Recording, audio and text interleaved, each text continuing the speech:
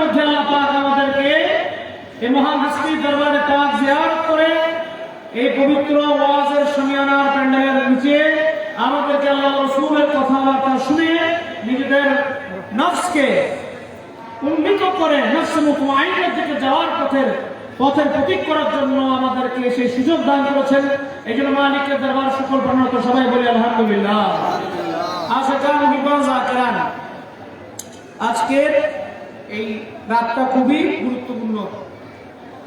এই রাতের মধ্যে আজকে আমরা এই পাঠানটুলি নাজিরপুর আওলাদ রাসূল গৌসুল আজম ভান্ডারী খলিফা বিশেষত গৌসুল জামান মাওলানা শাহ সৈয়দ নজির আহমদ শাহ ভান্ডারী গৌসুল আজম শাহ বাবা গোলামুর রহমান ভান্ডারী খলিফা ছিলেন।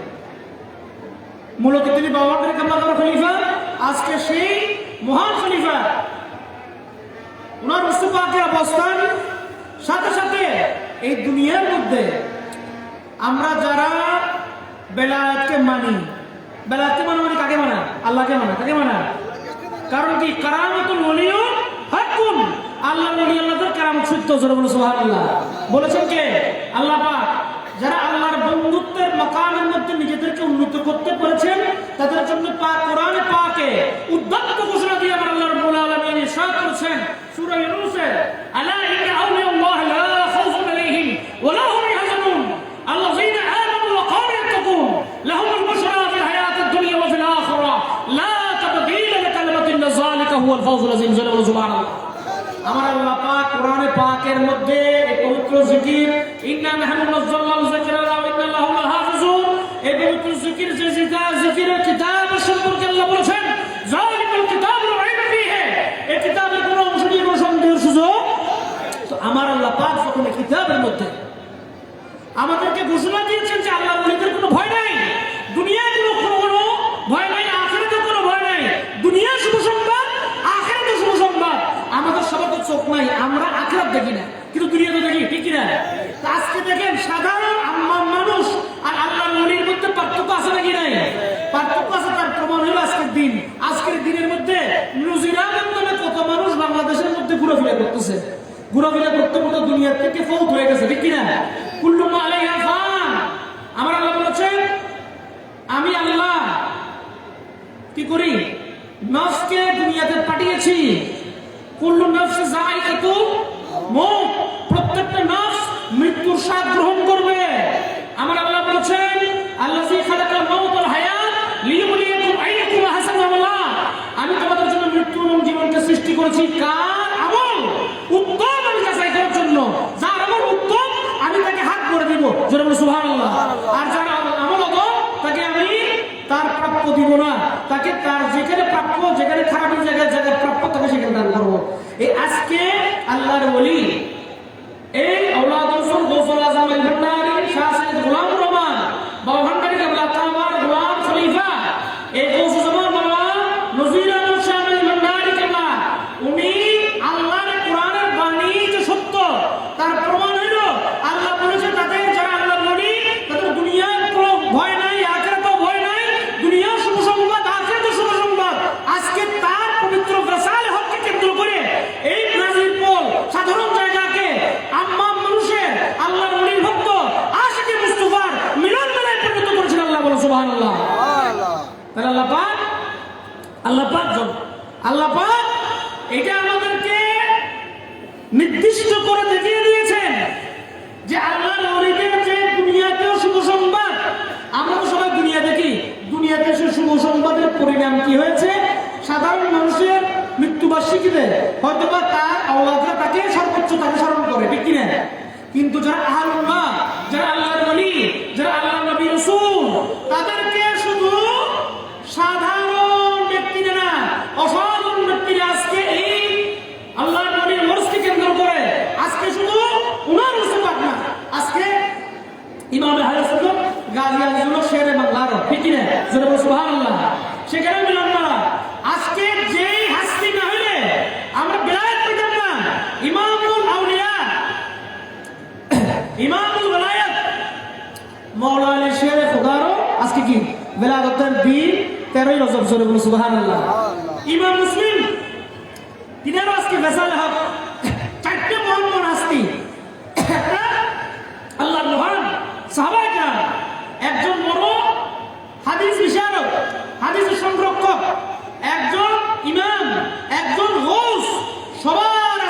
মিলন মেলাকে কেন্দ্র করে আজকে এই দিন, এই রাতকে আল্লাহ নূরে মুনাওয়ার করেছে। সুবহানাল্লাহ। আল্লাহ পাক, আল্লাহ মহান নবী দো জাহান সরওয়ারে কায়নাত হুজুর নূর নূর মুজাসসাম মুহাম্মদ রাসূলুল্লাহ সাল্লাল্লাহু আলাইহি ওয়াসাল্লাম, যার সম্পর্কে কোরআনে পাকে আল্লাহ বলেছেন কাদ জাআকুম মিনাল্লাহি নূরুন ওয়া কিতাবুম মুবিন। হে আমার বান্দারা, তোমরা শুনো, আমি আল্লাহ বলছি, কাদ জাআকুম, তোমাদের জন্য আল্লাহর দরবার থেকে এসেছে একটা সুস্পষ্ট কিতাব ও একটা নূর মুবিন।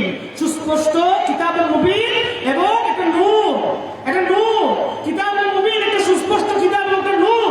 এই নূরের ব্যাখ্যাতে সমস্ত আলেম ওলামা তাফসীরকারগণ তারা ব্যাখ্যা করেছেন কি, এই আগে যে আমি একটা কোরআনে পাকের আয়াতে কারীমা তেলাওয়াত করেছি, ইন্না আরসালনাকা শাহিদা ওয়া মুবাশশিরা ওয়া নাযীরা ওয়া দাঈয়ান ইলাল্লাহি বিইযনিহি ওয়া সিরাজাম মুনীরা। আমার আল্লাহ পাক নবী পাকের সম্পর্কে বলেছেন, নিশ্চয়ই আমি তোমাদের জন্য বান্দা প্রেরণ করেছি, শাহিদা, সাক্ষ্যদানকারী, আমাদের আমলনামার সাক্ষী দিবেন আমার দয়াল নবী হুজুর পাক সাল্লাল্লাহু আলাইহি ওয়াসাল্লাম। জনাবে সুবহানাল্লাহ। এটাকে আমি বলি নাকি আল্লাহর কোরআনে বলে? কে বলে? আমি বলছি না, কোরআন বলছে। আমার আল্লাহ পাক বলছেন কি, মুবাশশিরা, এবং তোমাদেরকে শুভ সংবাদ দিবে।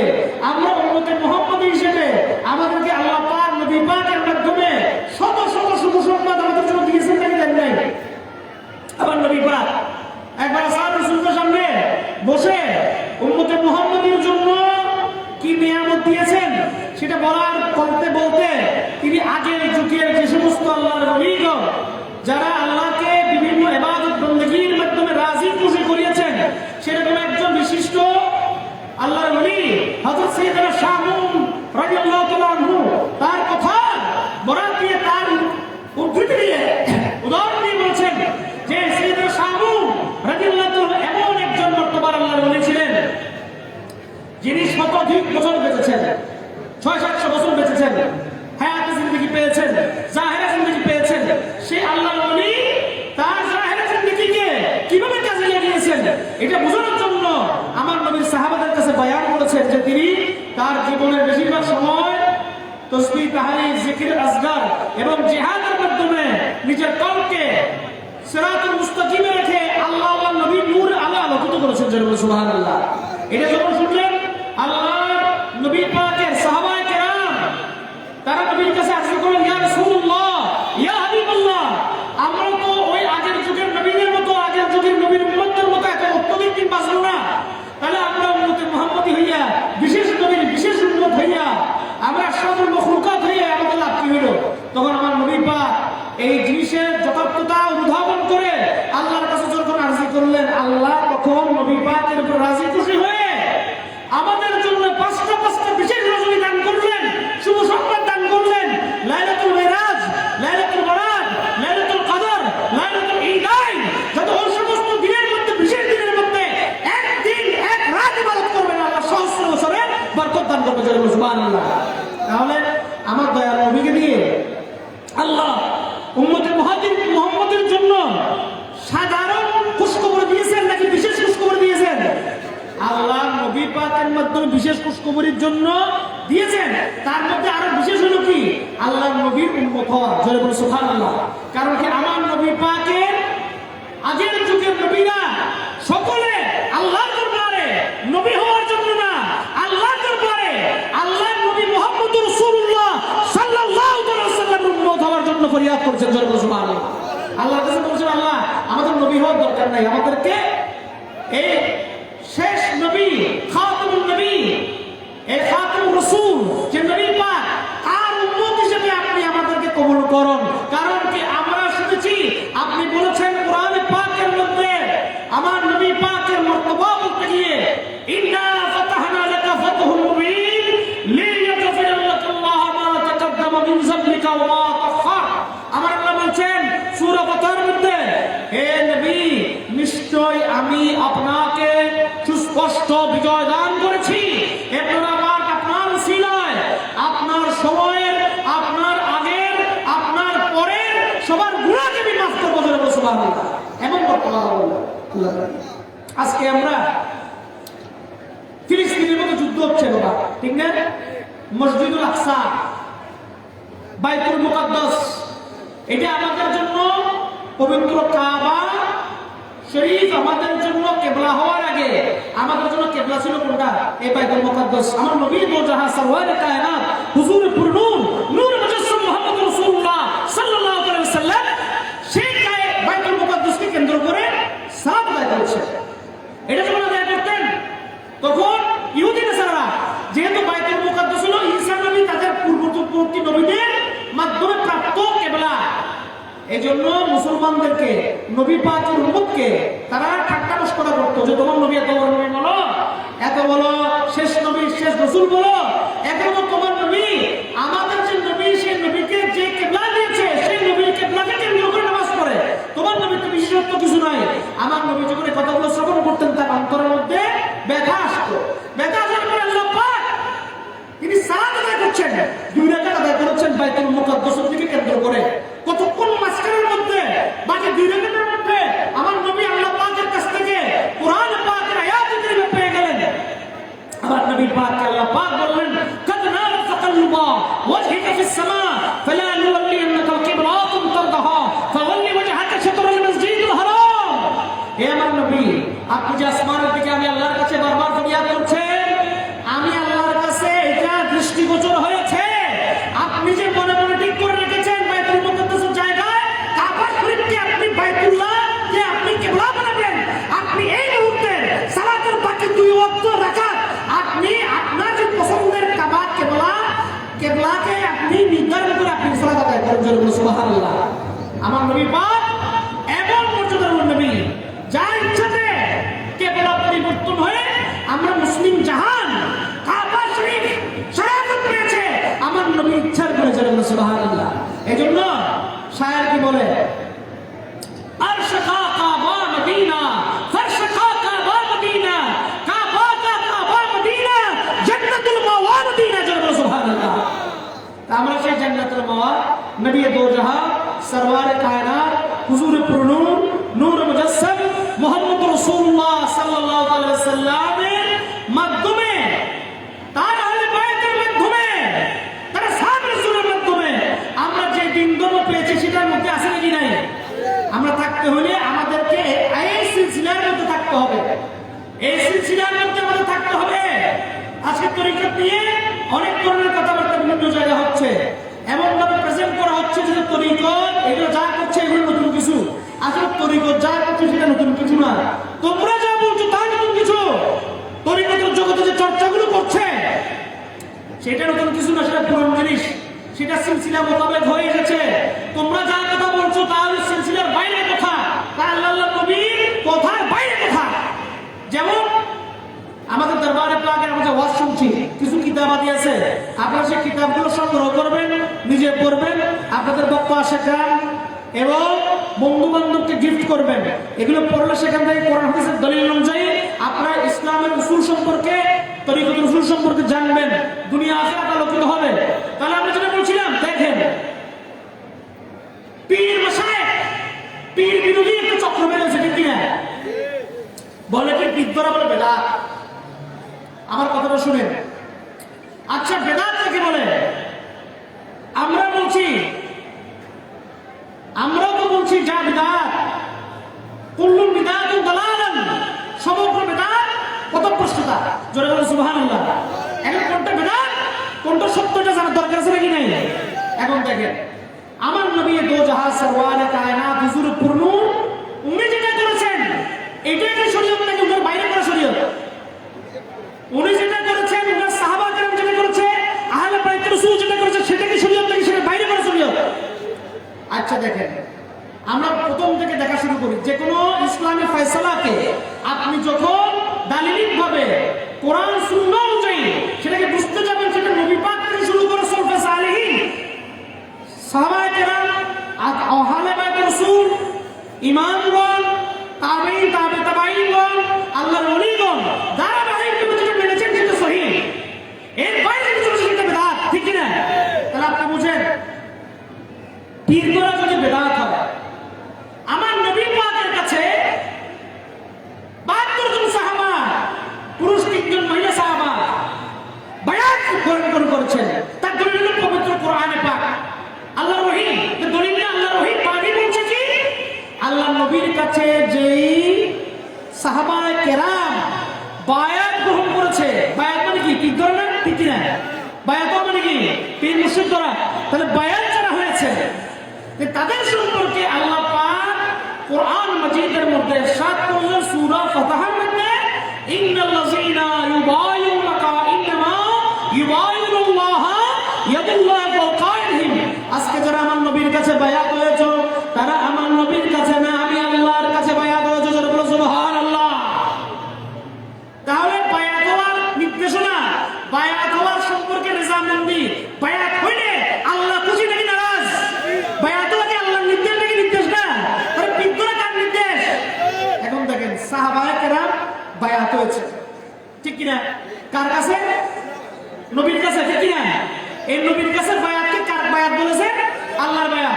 এখন দেখেন সাহাবায়ে কেরামের পরে আসলো কি খুলাফায়ে রাশিদা, ঠিক কিনা? খুলাফায়ে রাশিদা হযরত আবু বকর সিদ্দিক, ওমর বিন খাত্তাব, ফারুক আযম, হযরত উসমান ইবনে নুরাইন, হযরত মাওলানা আলী শের খুদা, ঠিক কিনা? যতবার যত খলিফা এই দুনিয়াতে খলিফাতের মসনদে বসেছেন প্রত্যেকের কাছে সবাই বায়াত হয়েছে, ঠিক কিনা? তাহলে নবীর হাতে সাহাবায়ে কেরাম বায়াত হয়েছে। আপনি হাদিস পেয়েছেন, হাদিস বলেছে কে? হাদিস বলেছেন নবী পাক, কিন্তু সংগ্রহ হয়েছে 200 বছর পরে। কয়শো বছর?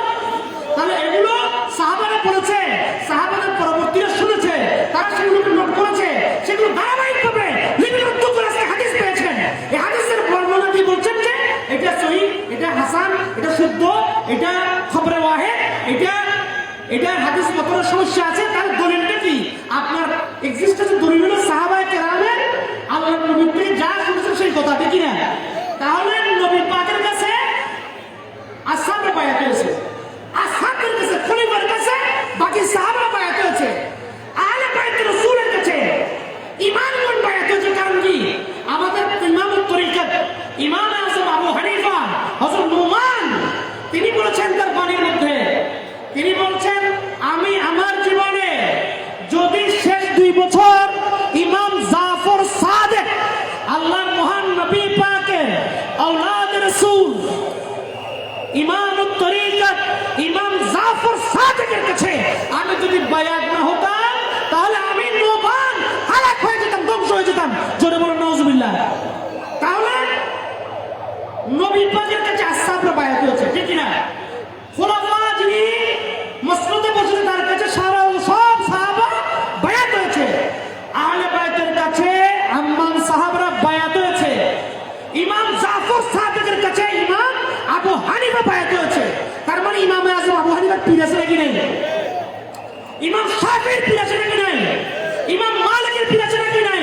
ইমাম আহমদ ইবনে হাম্বলের পীর আছে নাকি নাই? তাহলে ইমামুত তরিকতগণের পীর আছে, ঠিক কিনা? আসহাবের পীর আছে। তারপরে আসলো তাবেঈন, তাবেঈনগণ, ইমামগণ তাবেঈনের পথে পড়েন, তাদের পীর মুর্শিদ আছে। এরপরে আসলো আল্লাহর ওলিদের জামানা, ঠিক কিনা? গৌসুল আযম শেখ ফায়াল আব্দুল কাদের জিলানী, গৌসুল পাক আব্দুল কাদের জিলানী গৌসুল আযম না? উনার কি পীর আছে নাকি নাই? আবু সাঈদ মাখজুমি, ঠিক কিনা? আচ্ছা, অন্য গৌসুল আযম, তাহলে গৌসুল আযমের পীর হওয়ার দরকার ছিল নাকি ছিল না? দরকার না থাকলে উনি কি পীর ধরতেন? আল্লাহর হুকুমকে আপনি আল্লাহর বান্দা যেই হোক সেটাকে পালন করার নাম হইল গোলামি। জোরে বলো সুবহানাল্লাহ। আর আল্লাহর হুকুমকে পালন না করে ইবলিসের মতো আল্লাহ